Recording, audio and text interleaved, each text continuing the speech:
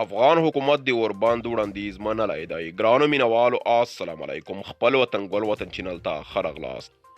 افغان حکومت د اوربند په اړه د اروپایي ټولنې له وړاندیز څخه هرکلی کړی دی. د ولسمشر سرکار وحید عمر له طالبانو غوښتي چې خپل بریدونه ودروي ترڅو وکولی شي پر کرونا وایرس زیانمنو سیمو ته روغتیایي خدمات وړاندې کړي. حالی عمر پر خپل ټویټر پاڼه لیکلي چې د کرونا وایرس له امله بشري وضعیت سره مخ دي او طالبان باید روغتیایي کارکوونکو ته د افغانستان ټولو برخو کې د فعالیت اجازه ورکړي.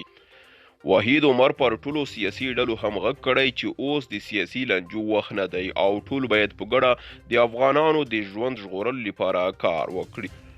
طالبانو هم د کرونا وایرس پر وړاندې د مبارزې برخه کې د هر ډول همکارۍ او همغږۍ ټټر وهلی.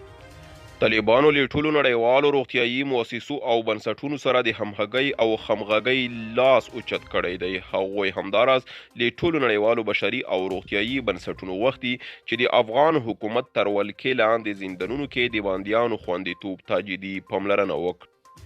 اروپایي ټولنې افغانستان کې د کرونا وایرس د لا ډېر خپرېدو د مخنیوي په موخه د افغان حکومت او طالبانو د اوربند غوښتنه کړې.